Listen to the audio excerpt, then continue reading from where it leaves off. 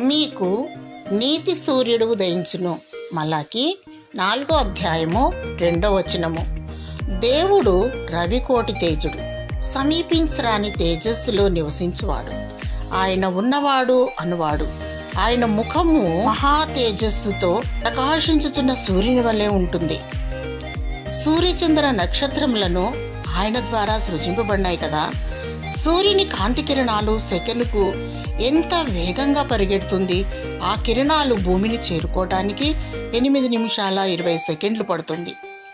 మరియు దేవుని సృష్టిలో అతిపెద్ద కాంతిగల నక్షత్రాలు కూడా ఉన్నాయి. అయితే ఆ నక్షత్రాలు లైటింగ్ ఎంత వేగంతో పరిగెత్తినప్పటికీ భూమిని చేరుకోగలవు. దేవుడు ఉన్నవాడు అనువాడు. ఆయన మొదటివాడు కడపటివాడు. ఆయన గొప్ప దేవుడు. ఆకాశము నా సింహాసనము, భూమి నా పాదపీఠము అని సెలవిచ్చాడు.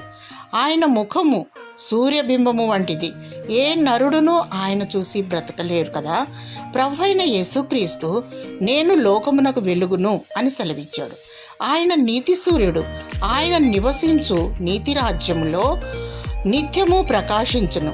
ఆయన సన్నిధిని కాంతిని పొందుకొని నీలో ఉన్న చీకటిని పారద్రోలు. దేవుడు నీకు నిత్యమైన వెలుగుగా ఉండును. నీ దుఃఖ దినములన్నీ సమాప్తమగును.